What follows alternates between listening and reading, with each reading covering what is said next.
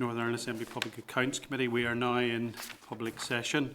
I just remind members that mobile phones must be set to airplane mode or turned off. It is not sufficient to put mobiles on silent as they continue to interfere with the Assembly recording.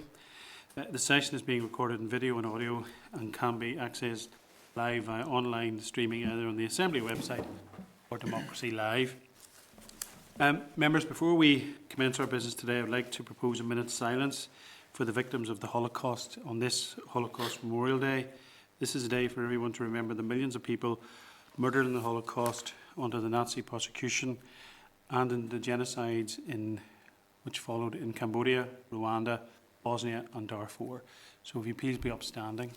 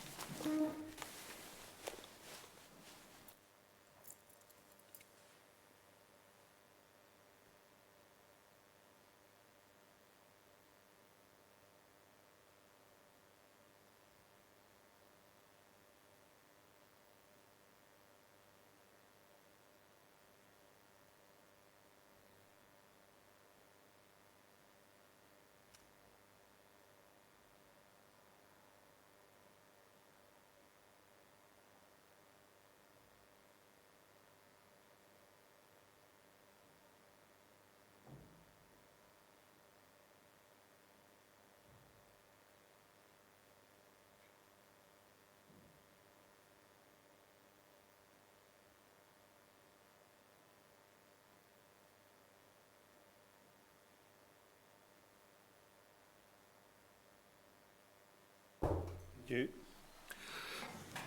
Okay, members, agenda item 1 then is apologies. The apologies this afternoon.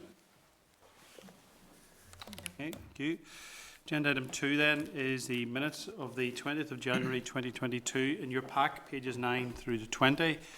Members, minutes of those of that meeting are the content that I signed them as being accurate. Agreed? Absolute silence. Agreed? Okay, thank you.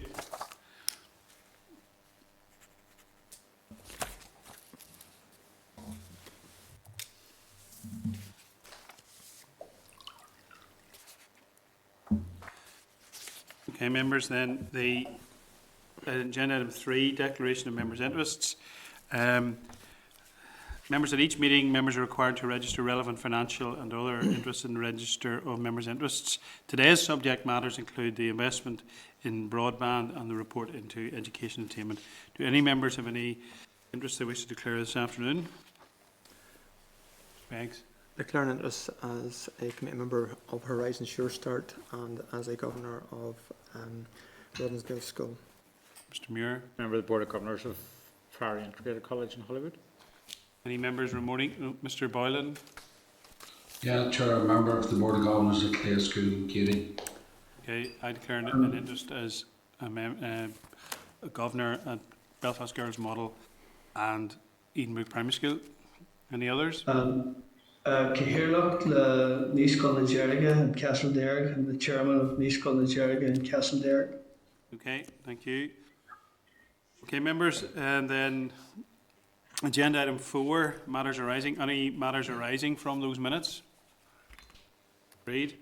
Agenda item 5, correspondence at pages 22 and 23 of your pack. I'm delighted this afternoon to be joined in the meeting by the Auditor General of the Northern Ireland Audit Office, Mr. Kieran Donnelly, CB, and Mr. Tomas Wilkinson in the meeting, and also then Mr. Kyle Bingham, the Assembly Support Officer, who's joining the meeting remotely. Good afternoon, gentlemen. Members are referred to correspondence on pages 22 of your pack from Dr. Linda Fox Rogers, a lecturer in spatial planning at Queen's University Belfast, who's currently working with Professor Garrett Ellis on a project that explores stakeholder opinion of Northern Ireland's planning system based on a survey that was carried out in 2019-20. The correspondence includes a link to the BBC media coverage that the project received. Members, this has been forwarded to the Audit Office. Are you content? Content. Yeah. Okay, thanks. Members are referred to correspondence dated the 21st of January 2022 from Ms Katrina Godfrey, the Accounting Officer and Permanent Secretary, Department of Infrastructure, which is at page 23 of your pack. Ms Godfrey has confirmed that she will be appearing in front of the committee on the 10th of February 2022 regarding the inquiry into planning in Northern Ireland.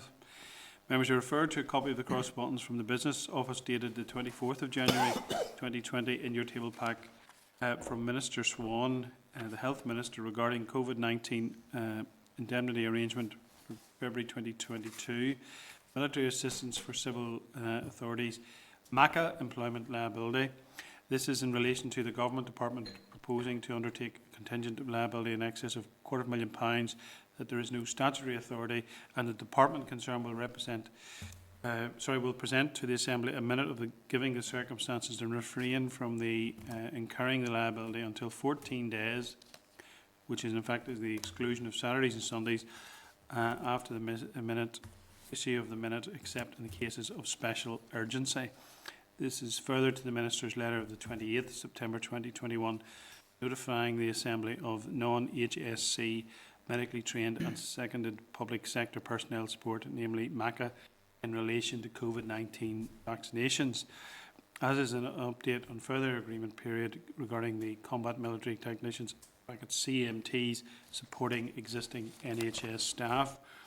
Members, this is to notify that the indemnity of the department has been entered into by means of this letter, and that the Business Office has copied this to the chairs of the Health and Public Accounts Committees. Are you content? Content. Okay, thanks. Okay, members, we will remain in open session for the next agenda item, Ministerial Direction, which is agenda item 6, Ministerial Direction, Omicron Hospitality Payment. Members are referred to correspondence dated the 24th of January 2022 in your pack at pages 25 and 26 regarding a Ministerial Direction, Omicron Hospitality Payment. The Department of Finance Permanent Secretary wrote to Mr Kieran Donnelly, CB, Comptroller and Auditor General, on the 11th of January to advise that he had sought a ministerial direction from the Finance Minister, Mr Conor Murphy, MLA, in relation to a scheme to support hospitality businesses affected by the Omicron variant. The estimated cost of the scheme is £14 million. Members, the hospitality sector has been severely affected by changes in consumer behaviour in response to the Omicron variant, and is currently the sector working under the greatest degree of control measures. In response, on the 23rd of December 2021, the Finance Minister submitted a proposal to the Northern Ireland Executive seeking that the agreement for a one-off targeted grant to provide financial support for hospitality businesses. The CNAG has attached to his letter the relevant correspondence which underpinned the decision to proceed with the scheme, which is in your pack at pages 27 through to 49. This includes Annex A, the Minister of Finance minute to the Northern Ireland Executive. Annex B, letter from the Department of Finance Permanent Secretary to the Department of Finance Minister advising of the need for direction regarding Omicron Hospitality Payment Scheme. And Annex C, Ministerial Direction. Members, I understand that the Comptroller and Auditor General will keep this matter under review. Have members any comments around this? Mr Hilditch. Chair, thank you, and I do appreciate both sort of ends of this argument. I probably should declare Honorary Vice President of Carrickfergus Military Pond Hall and Carrickfergus Cricket Club, who would be applicants as well for the scheme. There has been a number of sort of movements at the minute between the department and those applicants, others I'm talking about, not the ones I have declared an interest for. And there's also been meetings with myself and the hospitality industry around my own agency. And to be honest, they really are on their last legs, and even one well-known restaurant in the sport actually looking to see if we could help them with staff. Staff are leaving hand over fist, and they can't get experienced people for the service industry. So I can tell you at very first hand, this is going to be much appreciated, but I do appreciate the comments from the Auditor General in relation to the concerns that he has shown there in it. But I think those have maybe lessened slightly in the regard that there's already been a bit of tic-tacking going on between applicants and the department. So anybody who has gone out of business will maybe be identified through that, but I do appreciate that will be kept a very close eye on, and slightly so. Thank you. Okay, Mr McHugh. Yes, Chair, and I would just like to sort of welcome that announcement as well too in relation to support that has been given to many businesses. I know that in my own area in particular it was very, very welcome and very respect. In particular, that where many businesses, both new and more recent, and where they hadn't made application previously and received support previously, that they can access this particular scheme as well too. So it's to be welcomed. Okay, Mr Muir. Thank you, Chair. I obviously welcome the scheme, but would echo some of the concerns from Mr Hilditch in terms of those excluded, particularly those sporting clubs who have a social club or hospitality around that. And then obviously today there's a decision being made, hopefully by the executive, to include hotels who were affected as a result of that, and that's to be welcome. But the issue that David raises is quite a significant issue, because I know some social clubs that really are struggling getting staff, but also there's been a downturn in trade and stuff like that, and their reserves are nearly gone really in relation to this, so it's a bit of a difficult one. I think this scheme, please God, this is the last sort of financial support scheme we'll have to introduce as a result of COVID, but obviously there'll be lessons to be learnt in due course and to reported upon around all these different COVID schemes and stuff like that, because we want to ensure that the support's targeted. I can remember about this time last year that additional payments were made to 2 different organisations because there was money available at the end of the year, and lots of the organisations were in need, but because of the nature of how we were able to select them, off licences for example got an additional grant around this time last year, and that's the thing. There were some people are really in need of support and then other people get it and they don't need it, so this is a key issue. Okay, Mr Irwin. You're on mute, Mr Irwin.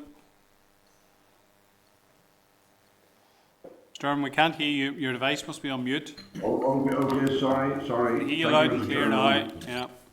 Yeah, thank you, Mr. Chairman, and I also would like to welcome the scheme. I'm not saying the scheme will keep businesses in business, but it is a help. There is absolutely no doubt. I just wondered, maybe a question, how they identify and clarify exactly who is classified as hospitality and who is not. There'd be a line there with restaurants, and I presume that those that are carrying out chip shops wouldn't be classified in that. Yeah, well, once members have finished their contributions, I'm going to ask the Auditor General if he has anything to say. Maybe he'll be able to address that if possible. Mr. Meggs. There does seem to be an unfairness on many occasions, because some who have not qualified have been hotels who may be largely restaurants with perhaps a few rooms to let, so they have felt interest to be equally so. There are social clubs who are providing food on a regular basis, and with them being excluded, they feel a sense of injustice. So there's sometimes a very narrow line between each category, and certainly it would be better that that were not the case, that everyone felt they were being treated equally. Okay, Mr. Donnelly, have you any comment you would like to make? No, just to recognise how difficult it is to get these schemes targeted at those in need and where you draw the boundaries on it. I suppose this direction is quite similar to many directions on the earlier schemes.